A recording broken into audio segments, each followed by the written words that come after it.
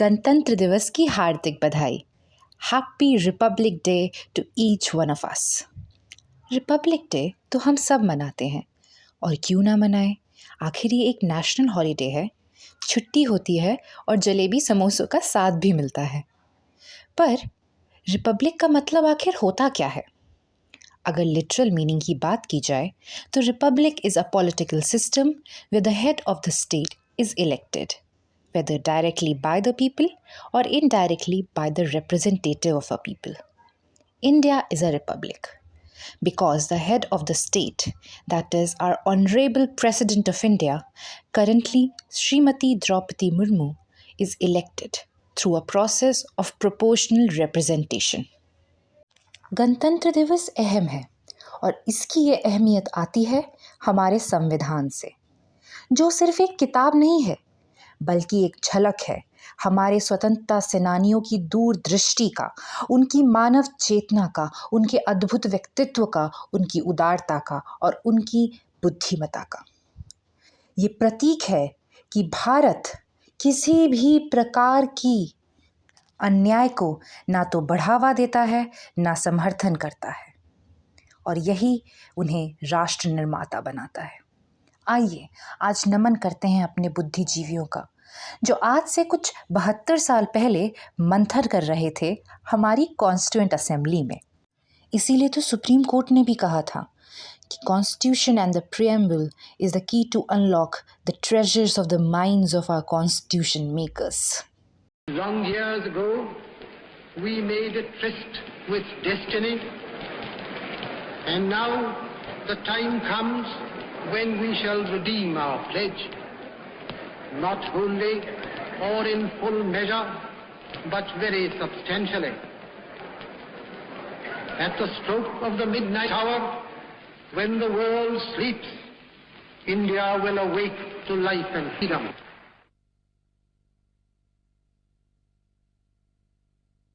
A moment comes, which comes but rarely in history, when we step out from the old to the new, when an age ends, and when the soul of a nation, long suppressed, finds utterance. It is fitting that at this solemn moment we take the pledge of dedication to the service of India and her people, and to the still larger cause of humanity. Shrimati Hansa Mehta will now present the national flag on behalf of the women of India.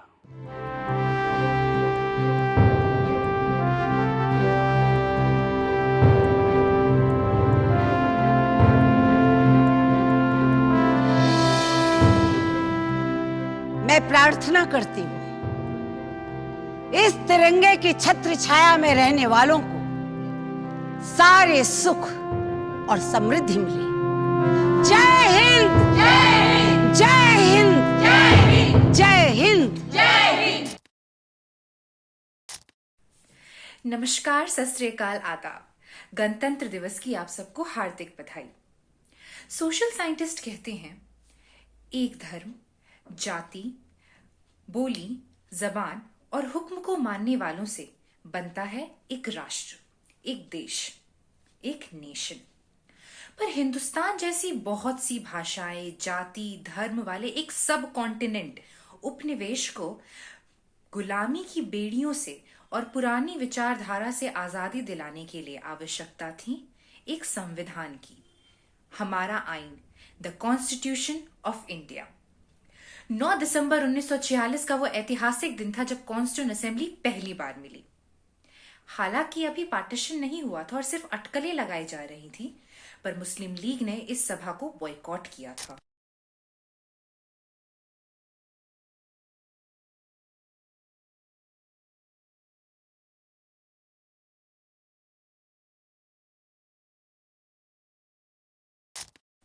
जब भी बात आती है हिंदुस्तान की तो बात आती है संविधान की। हमारा संविधान world's most detailed and lengthiest constitution है, यानी कि दुनिया का सबसे बल्किएस्ट कॉन्स्टिट्यूशन। ऐसा क्या था इस संविधान में, और आखिर इस संविधान की नींव क्या थी? एक ऐसा देश जो सैकड़ों वर्षों से गुलामी की बेड़ियों में जकड़ा हुआ था, एक ऐसा देश जहां सती और अछूत प्रथा जैसी कुप्रथाएं थीं, एक ऐसा देश जो धर्म के नाम पर बढ़ चुका था। इस देश का संविधान आखिर कैसा होगा, किन आदर्शों पर आधारित होगा, ये भी जानने योग्य बातें हैं। लिबर्टी, इक्वालिटी, फ्रेटर्निटी, ये तीन साथी हमेशा से संविधान का मार्गदर्शन करते आए हैं। आइए देखते हैं कि किन आदर्शों पर संविधान आधारित था।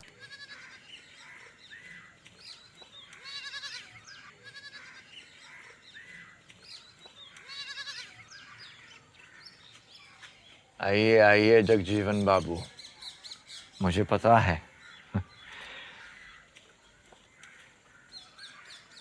हम चाहे दुनिया का सबसे सुंदर संविधान क्यों न बना लें, पर वो भी बेकार साबित होगा अगर उसे अमल में लाने वाले लोग न हुए। बापू, मुझे पूरा विश्वास है कि हमारे यहाँ ऐसे अच्छे आदमियों और औरतों की कोई कमी नहीं है जो हमारे संविधान को कारगर करके दिखाएंगे। इसीलिए हम सब आपका आशीर्वाद लेने आए।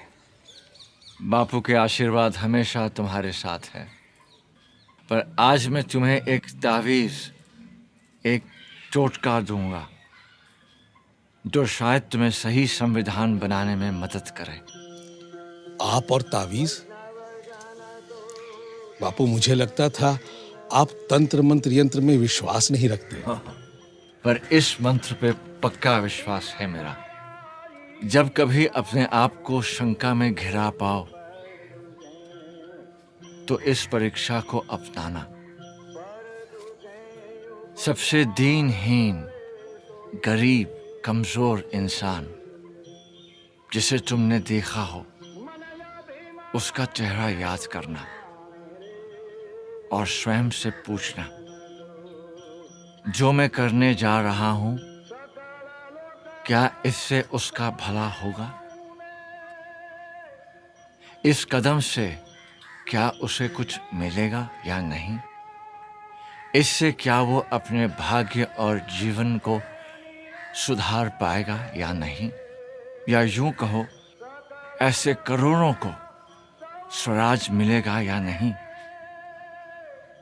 जो तन और मन की भूख से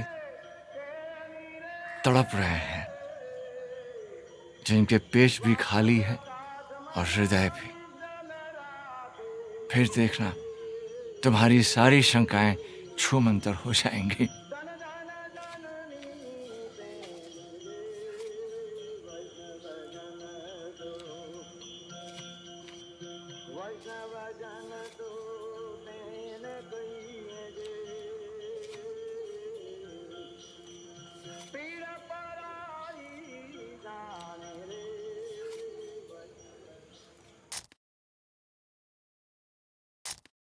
यह कोई आम किताब नहीं, बल्कि प्रतीक है हमारे देश का, हमारे मुल्क का। आइए एक बार नजर भर कर देख लेते हैं इस किताब को। शांति निकेतन के मशहूर चित्रकार श्री नंदलाल बोस ने इसे अपनी चित्रकारिता से सजाया था, जिसमें भारतीय इतिहास और पुराणों का प्रदर्शन था, और इसे अपनी कैलीग्राफी से निखारा था श्री प्रेम बिहारी रैजादा ने। हमारा संविधान जब बनकर पूरा हो चुका था, ड्राफ्टिंग का काम कंप्लीट हो चुका था, तब डॉक्टर B.R. अम्बेडकर, जिन्होंने एक महत्वपूर्ण भूमिका निभाई थी संविधान सभा में और जो कि ड्राफ्टिंग कमेटी के चेयरमैन भी थे, वह संविधान सभा के आखिरी एवं ऐतिहासिक वक्ता हुए। आइए सुनते हैं उनका क्या कहना था।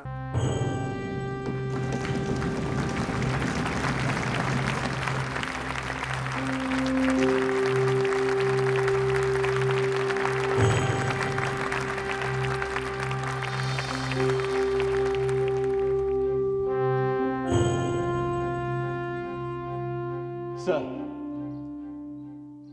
looking back on the work of the Constituent Assembly, it will now be 2 years, 11 months, and 17 days since it first met on the 9th of December 1946. During this period, the Constituent Assembly has altogether held 11 sessions. These 11 sessions of the Constituent Assembly have consumed 165 days. Out of these, the Assembly spent 114 days for the consideration of the draft Constitution.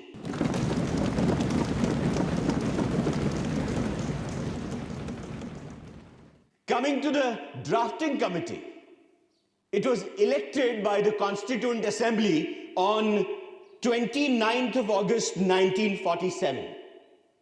Since August 30th, it sat for 141 days, during which it was engaged in the preparation of the draft constitution.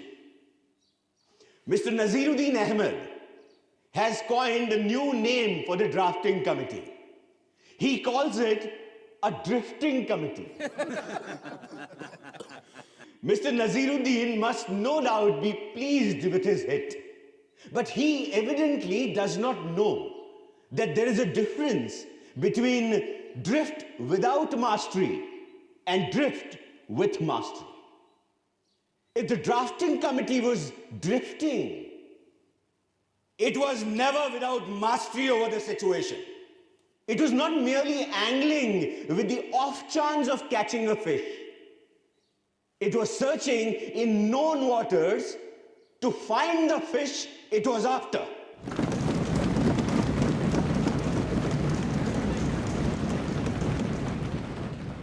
I'm glad to find that with the exception of a solitary member, there is a general consensus of appreciation from the members of the Constituent Assembly of the work done by the drafting committee.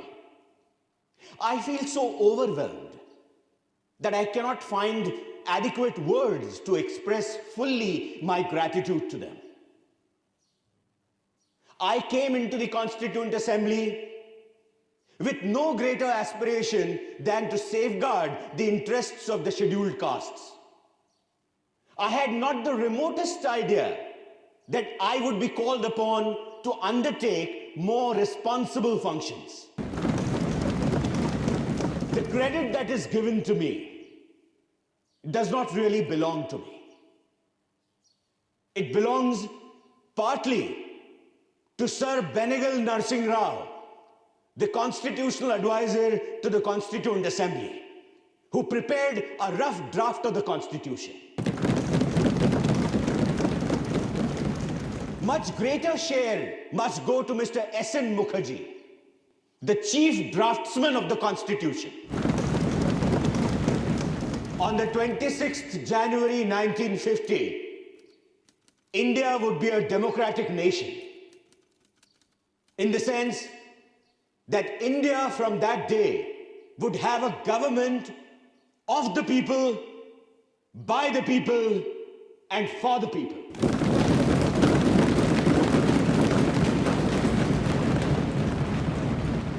A thought comes to my mind. What would happen to her democratic constitution? Will she be able to maintain it, or will she lose it again? If we wish to maintain democracy not merely in form, but also in fact, what must we do? The first thing in my judgment we must do is to hold on to constitutional methods of achieving our social and economic objectives. It means we must abandon the bloody methods of revolution. It means that we must abandon the method of civil disobedience, non-cooperation, and satyagraha. Where constitutional methods are open, there can be no justification for these unconstitutional methods. These methods are nothing but the grammar of anarchy. And sooner they are abandoned, the better for us. The second thing we must do is to observe the caution which John Stuart Mill has given to all who are interested in the maintenance of democracy, namely, not to lay their liberties at the feet of even a great man, or to trust him with power which enables him to subvert their institutions. This caution is far more necessary in the case of India than in case of any other country. For in India, bhakti, or what may be called the path of devotion or hero worship, plays a part in its politics unequaled in magnitude by the part it plays in the politics of any other country in the world. The third thing we must do is not to be content with mere political democracy. These principles of liberty, equality, and fraternity are not to be treated as separate items in a trinity. Liberty cannot be divorced from equality. Equality cannot be divorced from liberty. Nor can liberty and equality be divorced from fraternity. On the 26th of January 1950, we are going to enter into a life of contradictions.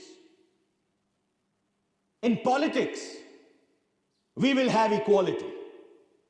And in social and economic life, we will have inequality. In politics, we will be recognizing the principle of one man, one vote, and one vote, one value. In our social and economic life, we shall, by reason of our social and economic structure, continue to deny the principle of one man, one value. How long shall we continue to live this life of contradictions? How long shall we continue to deny equality in our social and economic life? If we continue to deny it for long, we will do so only by putting our political democracy in peril. We must remove this contradiction at the earliest moment, or else those who suffer from inequality will blow up the structure of this political democracy so laboriously built up by this assembly.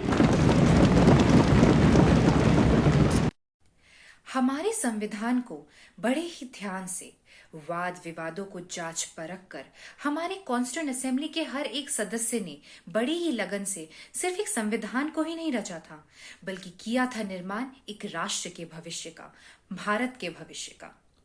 कुछ लोग कहते हैं कि हमारे संविधान को बनने में बड़ा ही समय लगा तो 2 साल 11 महीने 18 दिन लगे थे हमारे संविधान को बनने में। पर जानने योग्य बात यह है कि अच्छी चीजें वक्त लेती हैं। जो संविधान सबके हक की बात करता है उसे वक्त तो लगेगा ना। Rome was never built in a day. एक और रोचक बात है, हमारे पड़ोसी मुल्क पाकिस्तान के संविधान को बनने में 25 वर्ष लगे थे और उनका संविधान 1972 में पारित हुआ। आप देख लें किसकी स्थिति कैसी है, कहाँ की डेमोक्रेसी कैसी है। क्या आप जानते हैं कि हमारा संविधान 26 नवंबर 1949 को ही बनकर तैयार हो चुका था। फिर ये 26 जनवरी 1950 में क्यों पारित हुआ और हम गणतंत्र दिवस 26 जनवरी को क्यों मनाते हैं? क्योंकि महत्वपूर्ण है 26 जनवरी का वो दिन। 26 जनवरी 1929 को यमुना नदी की तट पर श्री जवाहरलाल नेहरू, जो कि हमारे प्रथम प्रधानमंत्री भी थे, उन्होंने झंडा आरोहण किया और स्वतंत्रता की घोषणा की। ये घोषणा लाहौर सेशन के पूर्ण स्वराज डिक्लेरेशन के बाद आई थी।